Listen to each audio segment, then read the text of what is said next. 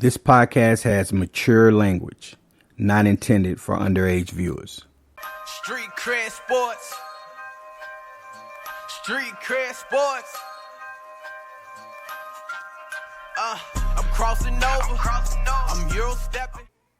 Hello, this is Keenan of Street Cred Sports Training, and welcome to another episode of Time to Ball. This is episode 37, and this was supposed to be done last week. Unfortunately, I had a lot of things come up business-wise with the storm coming through. That was a tropical depression, meetings and things that came up last minute. So wasn't able to get in the booth and spit these bars. So I had to put it off, and we are here to rectify the situation and make up for last week. So hope everybody's doing well, staying safe. I am doing well myself, and just trying to navigate these waters. So let me get to things on my mind. So first of all, your boy be calling it when it comes to these hurricanes, because last episode I talked about hurricanes and how I was like, I'm fascinated with it. And I be damn, like within a couple of days afterwards, there were different storms. There was a tropical depression that turned into a quick storm, a quick hurricane that ended up coming up through the El Paso area. But by the time it got up here, because it didn't have enough time to form and strengthen, by the time it got up here, it rained some. It didn't really give us what I thought it was. Now, in 2007, I think it was, we got it. If you're not familiar with it, we got the remnants of a hurricane, and it just sat on top of El Paso and just like dumped, tons of rain. Whole city was flooded. They was talking about a dam busting in the city of Juarez, and fortunately it let up just before then. But yeah, it was bad. It was bad. So this was nothing like this. This wasn't even as bad as one of the regular storms. But you want it. You sometimes are looking for it to be bad, but you really don't want it to be bad. And there's something when it comes to hurricanes that over the, last 15, 20 years or so, I didn't understand so much what the storm surge was. And then I started to, learn more about it. And, the thing that is, I don't even know how to say, the thing that is scary is knowing all the technology that we have now, right? Technology we have now, we're able to understand, predict, and tell people things. Imagine back in the, 10, 20, 30s, where you might have had some weather reporters, and you were able to do something, but you didn't have the technology, and people didn't understand what storm surge was or had a real grasp of it, and people weren't able to be alerted. Imagine being somewhere and finding and not knowing that the area you're in is going to get hit with a storm surge that's about 12 to 16 feet high. And for those of you who aren't familiar with storm surge, let your boy educate you. Storm surge is when the hurricane winds are really strong. So the stronger the hurricane, the higher the storm surge. And basically, it's just that the storm, because it's so strong with the winds, is pushing water up onto land, and these waters flood out, and then they recede. So imagine if you have your hand in a pool and you're pushing the water onto the from the pool onto the the concrete outside of the pool. That's sort of like storm surge. But if you have strong enough, hands, you can push a lot of water. So if it's a category 3 to category 4, you can push water 12 to 16 feet high. So imagine not knowing that, and then water starts coming in, and before you know it, it's 6, 7, 8 feet deep like that, and now you can't get out. And now, if you have a 1 story house, and that storm surge is 12 to 16 feet, you can get on the roof, but you're probably, going to be swept away. Imagine that, man. That's just crazy. So understanding storm surge has really, really enlightened me. And it's just added another reason why your boy will never be in any coast during the months of June to December. I extended to December. I'm not trying to go. The hurricane season ends around the first or second week of November. Yeah, now I'm gonna give them a 2 week. I'm giving them a 2 week notice, 3 weeks notice. I'm not going nowhere to December. So, but it's just amazing. So this hurricane, that's coming through or just came through, Idalia, was supposed to have 12 to 16 foot storm surge in some areas, and it's not the whole hurricane that gets the really high.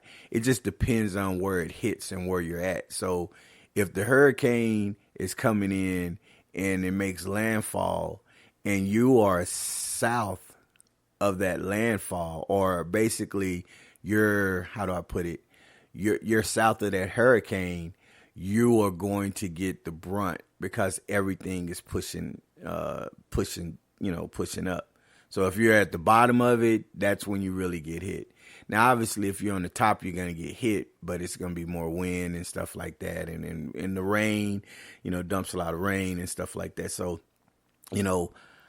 the only thing is, sometimes I know the hurricane places they're a little bit over dramatic when they're talking about, oh, look at this tree, and it's like a little bitty tree and it fell. Oh my God, and it's getting really windy out here and stuff. And I know they have to kind of impress upon you, how bad it can be, because people tend to be like, oh, it's not going to be that bad, and it's not going to do that. And a lot of times you find people who decided to stay and lost stuff, not just, everything, but, they lost a family member because they decided to stay and they didn't know it was going to get that bad. So you want to heed it, but then it's because they're sometimes a little bit over dramatic.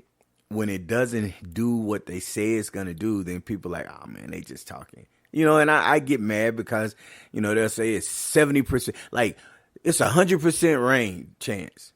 And then you don't get no rain. Like, how do you get 100% chance of rain and nobody get rain? Like, yo, that's really off, right? So I get it how you can get mad, but some things you just got to go look. It's an inconvenience, but would you rather just be a little bit mad that you had to inconvenience yourself to save you and yours' life, as opposed to being stubborn and staying there and then realizing that, oh man, we should have left, So I really hope that they show the areas or they talk about the areas that got that 12 to 16 foot storm surge. They said it was going to be in one area, but apparently the hurricane hit a little bit in a different place, so they don't get it. So somebody got it, right? So we need to see, not to see it, but we need to know where it is and just see something, because it goes to the credibility. If they don't show, hey, this place was the place that got hit with the 12 to 16 foot storm surge, then the next time something happens and you're talking about storm surge and you don't really show what the last one did, people are going to be like, man, y'all just talking.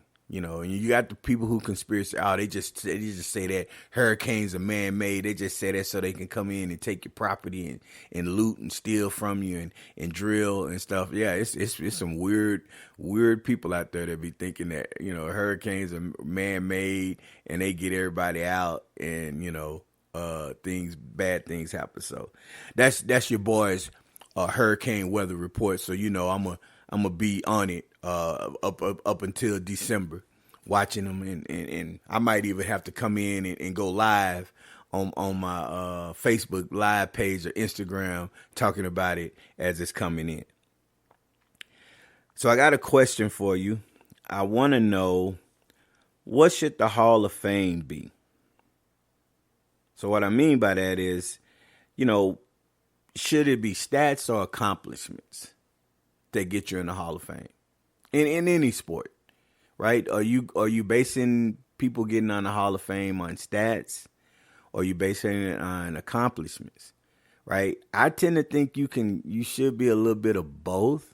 To me, it should be an overall body of work. And I know I've talked about this, before, but it's odd at how they'll show some people the stats that they got, and they got some really impressive stats, and then they'll talk about some people who had, more accomplishments than stats, and some of these people are in. And it's starting to be a really big pushback on people getting in the Hall of Fame because of some of the really, really top tier great Hall of Famers are starting to say, man, they letting anybody in. You can get in as long as you do this and do that. And I really think I've always felt like there should be some kind of open criteria, because you're talking about some people getting in the Hall of Fame that they really had, really good stats.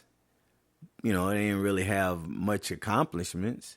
And then you have some people that had really good accomplishments, but didn't really have the stats, So it's odd. So, like, for instance, Robert Horry. Robert Horry has all the accomplishments, but he doesn't really have all of the stats.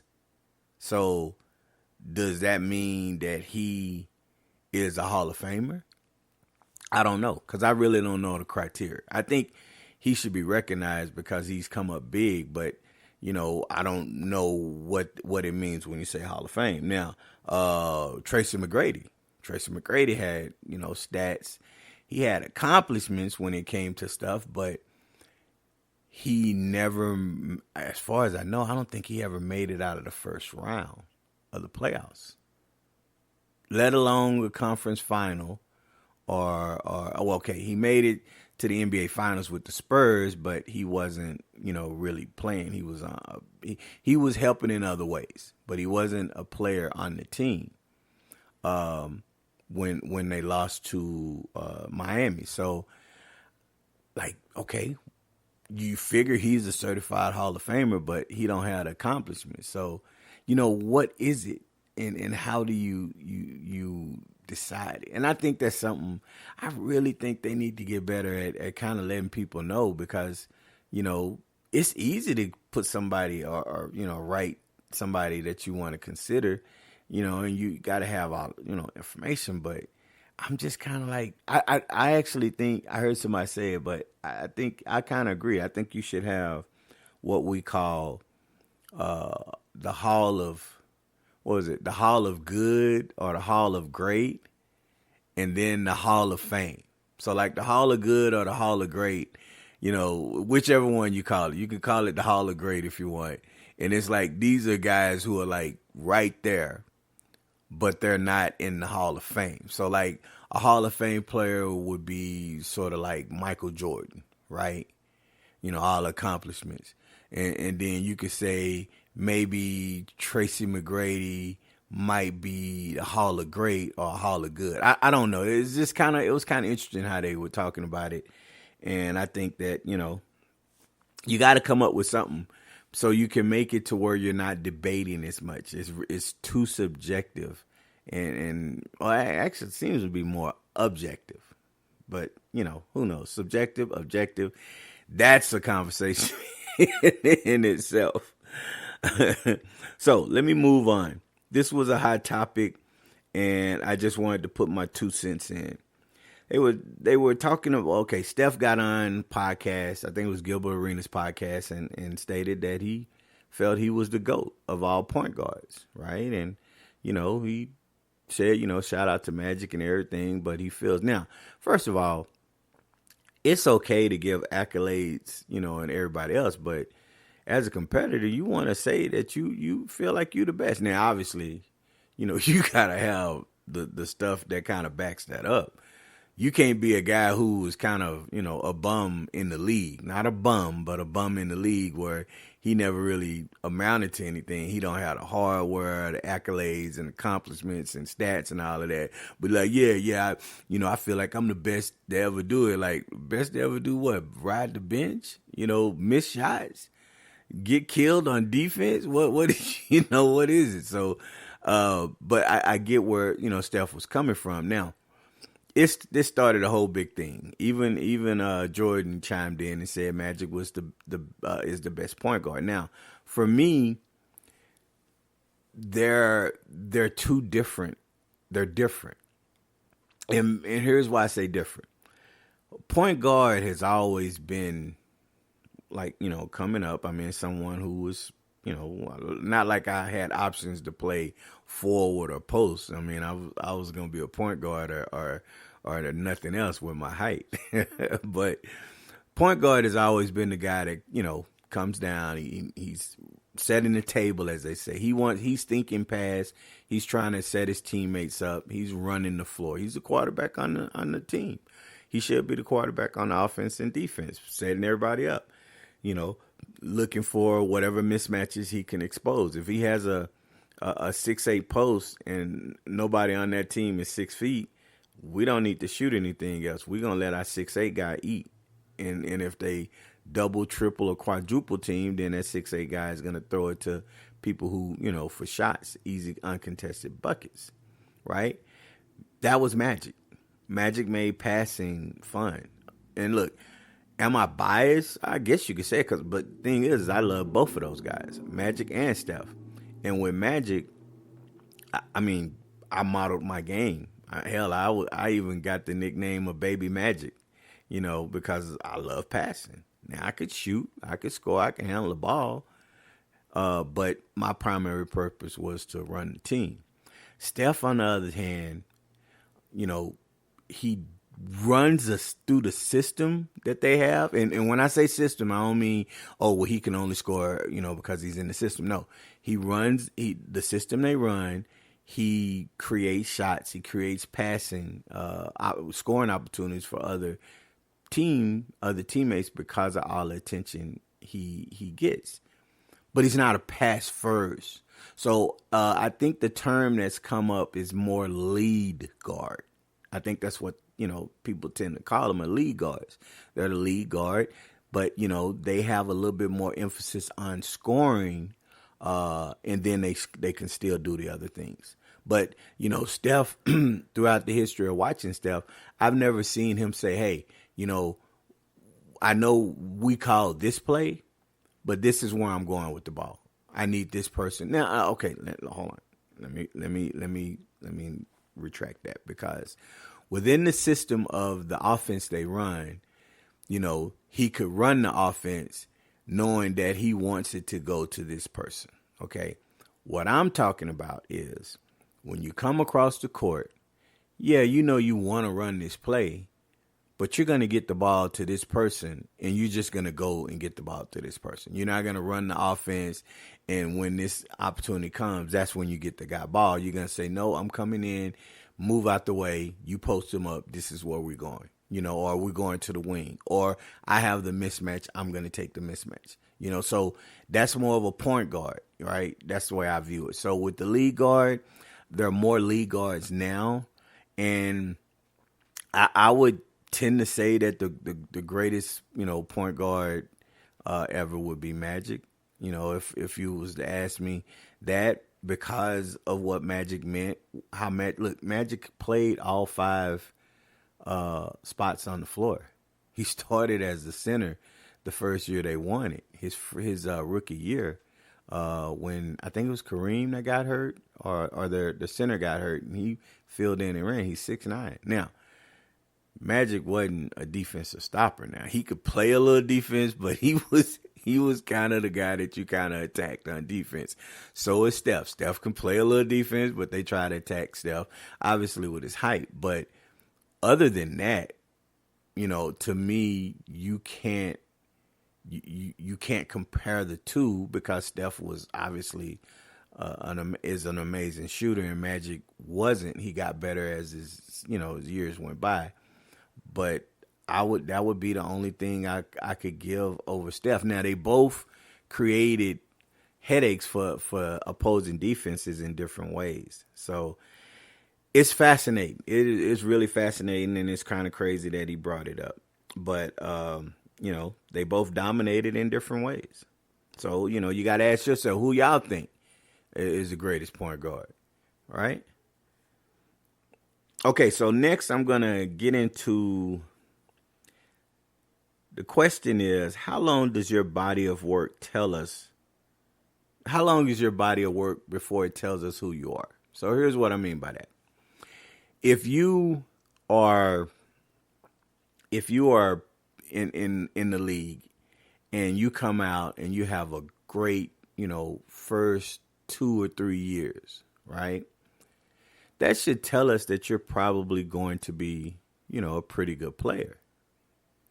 If you come out in your first 2 or 3 years in the league and you're just, an average player, that's probably going to tell us who you are.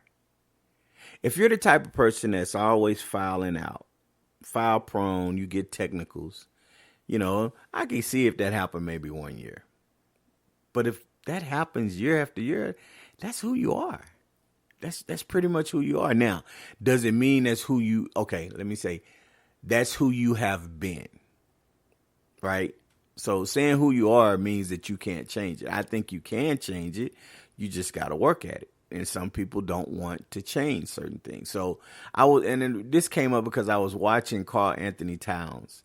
He got a technical in the FIBA, right? He got 2 technicals and he was ejected. And it made me think, like, how much have you learned? Because, a couple of years ago against Memphis, y'all should have won that first round series, but you kept fouling and putting yourself in bad positions and complaining and not understanding, but you were fouling. Like, is nobody holding you accountable watching your film saying, what are you doing here, bro? Why are you doing this? Dog, did you need to do that? That's an extra foul. That takes you out of the game. Okay, on the offensive side, why are you shooting this shot? Is that the shot you really wanted? You know what I'm saying? So why aren't you being held accountable for some of the things you say? Now, the following year, almost the same thing. He kind of took himself out of it. They played Denver, and it looked like a mirror image of the previous year with the different things he did. So now I got to just kind of say, maybe that's who Karl Anthony Towns is. Very talented player. I'm not saying he's a bum or anything. I'm just saying, like, not to expect any more. For me, I'm probably not going to expect him to do or be any more than what I've already seen, because his body of work has basically been what it is. Like, maybe he hit his ceiling. I don't know. I would hope he hasn't, but maybe he has. And some people are content with where they're at. And some people have these yes people around them. So, that's kind of crazy. Now, the last thing I want to mention is I was watching First Take, right? And I thought it was a masterclass in talking sports. Now, here's why I say that. There were two ex-football players. They was talking about a interception that was thrown, 1 or 2 interceptions thrown by Brock Purdy. Is it Brock Purdy? Purdy for San Francisco. God, I think his name is Brock. I don't know why. Well, anyway, last name Purdy. I'm going to call him Purdy. I'm going to call him Purdy. So, he threw a couple of interceptions in training camp. And the 4 people on First Take were talking about it. Now, this has nothing to do with the fact that they were two were female and 2 were males. The 2 males were ex-football players, right? And this has nothing to do with that, because this has been many a times where it's been all males, and most of the males on there were they hadn't played. They were just like people who talk about the game. So, the 2 females were saying, the ladies were saying, hey, it's a big thing, and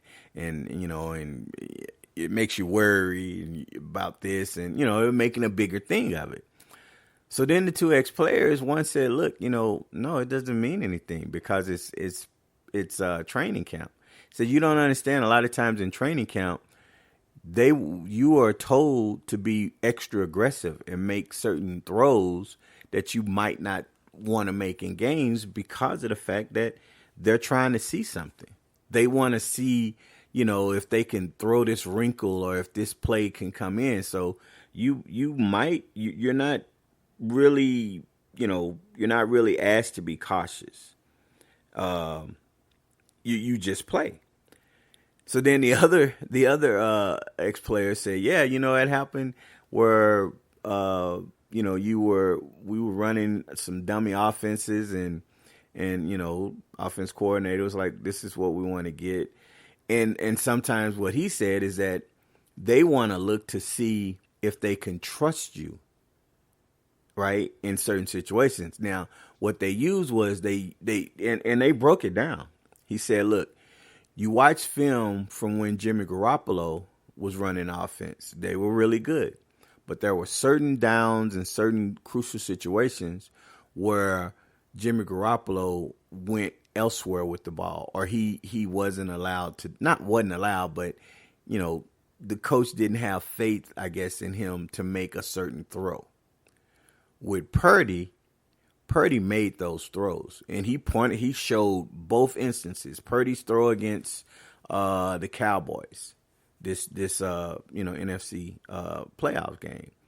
So, but they were basically saying, like, a lot of times people are seeing stuff, but you're not really understanding what goes into it, why it happens. So I just thought it was cool. And the ladies were kind of, it was almost like, oh, so y'all gonna start talking like, plays, like, stuff that we know, we don't know. And they really didn't have a comeback. One of them had a comeback for something else that was unrelated, kind of jokingly, but it was crazy. And I wish it was more of that, because people who actually play will bring such a unique perspective as to certain things that, the average fan is like, oh my God, why is this? Like, oh my God, he threw an interception, he's going to be terrible. And it's like, yeah, but you're not in the film room. You don't know what they're doing. Maybe they're trying to add something and they're telling him, I want you to throw this ball. Even if it doesn't look like it's there, I want you to throw it. All right, you're going to go to this window and, it's going to be this defense or whatever they're trying to do. So they're getting their plans for the regular season. So I thought it was a master class in talking sports. I really think that's what I want. Yeah, okay, you can talk about who you think is this and that, but I want more of guys dissecting stuff, guys talking about, that type of stuff, the plays, what they're looking for, the execution. Why are you running this? Well, we're running this because this is what we see, right? And to the average untrained eye, you don't know it because there's so many things going on. But when you really know what you're looking at, you can dissect different things as to why they were doing it. So I thought that was cool. All right, so let me go to my basketball ideology. Now, my basketball ideology is reasons why kids are not confident. So when I'm doing an assessment, my first eval training, or when I'm, regular training, and sometimes parents say, oh yeah, when he got the ball and he didn't want to shoot or he didn't want to do this, and it just drives me crazy. And it's kind of the not really understanding the dynamics of why the kids don't do it. So I actually have 4 reasons why. It used to be 3, but I've added an extra one. Now it could be added. I can always add extra ones, but these are the 4 dominant reasons why. Reasons why kids are not confident when they play basketball, especially on the offensive side. Defensive side, it just takes desire. You got to be, going after it. Offense, you need to have a little bit more skill. So one of the reasons that they're not confident is a lot of kids are scared to get their shot blocked, right? Or they're scared to be fouled. Okay, some kids don't like contact. And some kids will tell me, well, I don't want to get bumped. I don't want to get fouled. And some kids will say, well, I don't want them to block my shot because I get embarrassed. Okay. And then you just tell them, look, you're going to get your shot blocked. You're going to get fouled. It's just part of the game. You just keep playing. So I have to go through different scenarios and tell them, like, look, sometimes getting your shot blocked is good because now that person is going to try to block every shot. So when you try to you catch the ball and you give them a pump fake, they're going to more likely jump because they think they're going to block it because they blocked it previously and you can go by them. The second reason is, they're scared to miss. Really. A lot of kids are scared to miss. They don't want to miss the shots, so they don't take shots. They're not confident. And I tell them, you're going to miss. Like the greatest shooters in the world miss. Missing is part of the game, and missing will help you to learn how to make, especially if you understand your shot. So I have to go through that with them as well and tell them, I need you to take those shots, whether you make them or miss them, because you need to see that you can get those shots. And unless you're throwing the ball all the way over the backboard, or you're shooting the ball and it lands 5 feet from the net, like it's like a severe air ball, you take those misses, because those can be fixed. Number 3, they're scared to make a mistake. And here's why they're scared to make a mistake. Because they know that if they make a mistake, their coach is going to yell at them and take them out. So kids will say, well, you know what? Rather than try to shoot this shot or try to dribble and somebody takes it, I'm just going to make a pass because I want to stay in the game. Kids do that.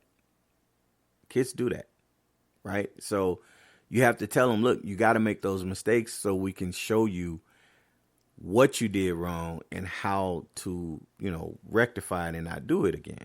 So it's not hard to do. If they have offense, you telling them, this is what you want to look at. So making mistakes are part of the game. We want you to make them. Now, we don't want you to make the same mistake over and over and over and over again. We want you to make new mistakes, but mistakes are good. Now, the new one that I started to find out that I added was they're not sure what to do. So what I mean is they get the ball.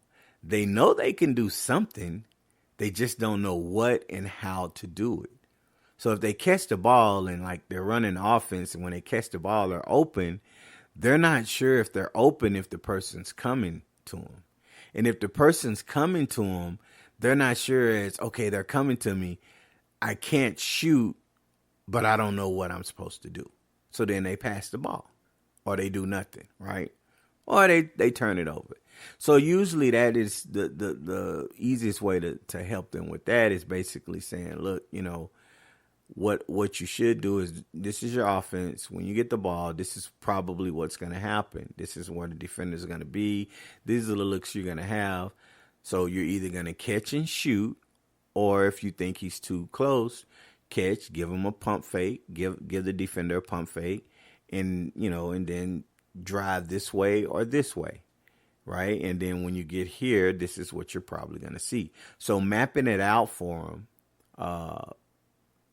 on an individual basis, step by step by step, really helps them be confident. Because the analogy I give them is when they get to the place and I tell them, okay, so if this is the first time you've ever come in here and the lights are off and it's dark in there, and I just tell you, run in there full speed, you're not going to do it because you don't know what's in there. I could have like a deathly traps of, spikes, guillotines and stuff like that. You run in there and you're going to get chopped up, right? So you're not confident to go in there because you've never been in there. But if the lights are on and I tell you to go, full speed, yeah, you can do it because you can see what's in there, right? Except for that tripwire that I put in that you weren't expecting. No, I'm just playing. But if you know where you're going, it's going to be easy to do it. So that's part of having them to see, it's the same logic in basketball. If you understand what you're seeing, then it's easier. And when they're younger, yeah, they're playing defense and, they don't always play defense right. So, you might end up with two people, but my experience is when I've given kids and showed them, these are your options and they have 2 to 3 options, at least the kids are successful. At least they don't go in and just stop because they don't know what to do if somebody else is there. They know, hey, if I get here and this person's there, this is my, my out. I'm passing it to this person, or I'm faking to this person and making the defender move, and then I'm going by him. So that's what I really feel is, reasons why kids are confident. And I think when we attack those reasons, it really allows those kids to be successful. And the parents see, the different things that we're doing. Okay, so I'm going to finish with a quick story. Now, I know I ain't told any stories in a while. I hadn't told any whoppers. Okay, this story is, it's about going to college. And why am I telling this? Because, throughout the years of doing this, we've had lots of kids that have went and played college, right? They go and play college ball. And oftentimes I'll joke with them and I'll ask them, like, I'll ask the kid, like, well, who do you think is going to be the one that cries? Will it be mom or dad? And I'll sometimes kind of make one of those little, funny bets. I bet you, watch. I'll say, oh, I think dad's going to be the one that cries. And the kid be like, no, it's going to be my mom. And then they come back and stuff after they sign and when they getting ready to go. And it's like, you're right. It was my dad. My dad was crying. He was just so happy and sad and stuff. I say, yeah, you've been with them for all your life. And now you're about to embark on a new journey where you're going away from them and you're not going to be close where they can see you and touch you, and visit you every, as much as they want. You're going to kind of be on your own. So, it's a big thing. That didn't really happen when I went to college because it's like how it affects parents. Like with me, when I was going to college, my mom was like, yeah, you're going to have to go somewhere. Now, I can't disclose exactly what she told me because I don't want my mama coming after me, but my mom was pretty blunt. And, I had some looks and some possible offers, but with me tearing my ACL, those offers, were rescinded and stuff and phone calls and stuff, interest, they just kind of went away. So I was trying to figure out what I was going to do. My mom was like, no, you're not staying here. You had to get your ass out of here. It was funny. It was so funny because I mean, it wasn't like I was looking at it like my mom wasn't like, mean or anything. And it wasn't like I was thinking like, well, she don't love me because she wants me to leave. She was just like, no, because, where I grew up, there's a lot of things happening, man. A lot of violence, killings, all of that stuff. So I think she worried more, that if I didn't play ball, I could get, caught up with the wrong group and stuff. And look, everybody I grew up with, around, not everybody, but most of them, a lot of them were they weren't doing the right things. But, I had so much love for them as friends and stuff. So I might have not been doing it, but I was going to try to help them or whatever if I could. So she was basically like, you're going to have to get the hell up out of here. You're not staying home. And I was like, wow, I thought I would be some kind of, when you see it on the TV, on the shows and stuff, and the kids going to college and the parents take them and there's this moment where they're hugging and I'm going to miss you and, I'm going to miss you and we're going to write every day and stuff. Yeah, nah, I didn't get that. But my parents did come. They brought me out here to El Paso. We went on campus and stuff and did all the orientation and stuff. And, it was great that they did it. And, everything was cool. And at that time, I was like, man, ain't neither one of them gonna cry for me, with me leaving, because I knew my old man. My old man was an emotional guy. He could be emotional, but he didn't just get emotional. Shoot, boy, that second week or third week of school, them phone calls started coming a little bit more often than what I wanted, than I thought. And it was a lot of my mom. And she was like, well, when you gonna come home and visit? And I was like, Mom, the semester just started. I'm trying to concentrate on midterms right now. All right. And I'm not doing a really good job of it. No, I'm just playing. I was doing okay. But, and then my mom got the job with Southwest Airlines. So it made it easy for me to fly. So I could fly home. I started to fly home every week. Hey, look, I flew home so much. I don't even know if I told this story on there. Maybe I did, but I'm going to retell it. I flew so much that when I went home, going through the security checkpoints and stuff, one time I got stopped. And it wasn't like airport security. It was DEA. DEA pulled me over because they thought I was trafficking. Because I was going home almost every Friday and Saturday, Friday and coming back. So they pulled me in and stuff, and they started like rumbling through all of my stuff and asking me questions. And I'm looking at them like, man, what is this about? And at this time, I was trying to make a little extra money.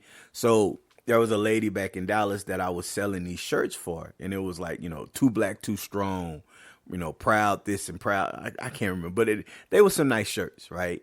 And I was, trying to sell them. So I had this shirt on, so that made it, I guess it made me look more conspicuous or something like that. But they went through my bag just knowing they were going to find some drugs and all of this stuff. And they didn't find anything. And I was looking at him like, well, what do you think? He's like, well, it's because you fly home every week, so we know you're trafficking. I was like, trafficking? It's like, trafficking what? He's like, we know you trafficking drugs. And I was like, man, why would I be trafficking drugs? I was like, man, my mom worked for the airline, so I'm flying home every week because I get homesick.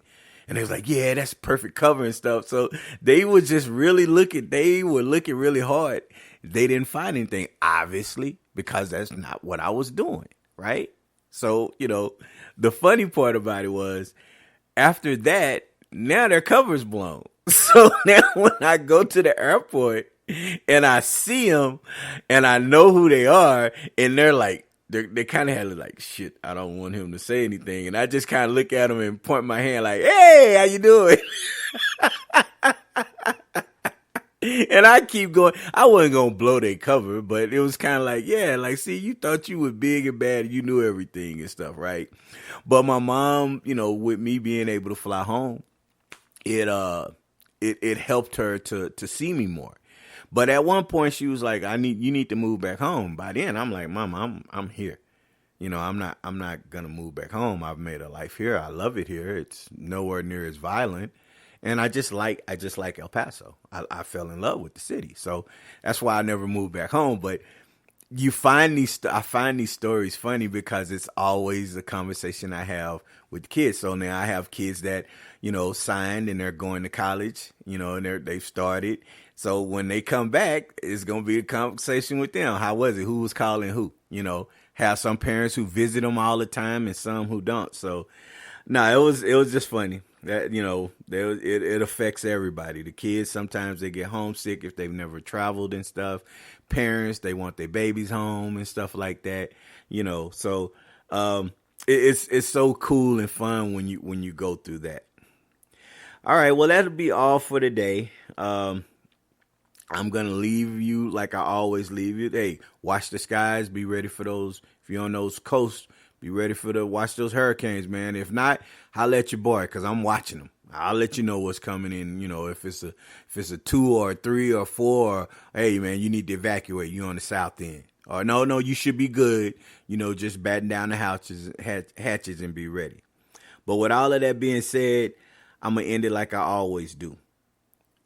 If it was easy, everyone would be doing it. I'm out. Street cred sports, say it with your chest. Yeah. Go get it from the net. Street cred sports, okay, that's a bet.